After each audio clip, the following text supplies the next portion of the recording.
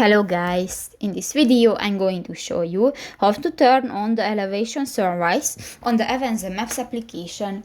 But first of all, I just want to mention, please don't forget to subscribe to our channel, because at 100,000 subscribers we are going to show you our YouTube revenue statistics and growth strategy, how to make money online. So let's jump into it. First of all, open the application on your device. Click to the three dots at the upper right corner of the screen and go to the settings section.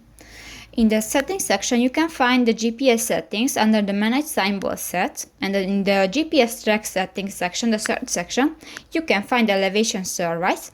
And if you want to enable, just click to the next gray circle, and if it will be orange, this function will be enabled. So that's pretty much it for this video, guys. See you in the next one. Bye bye.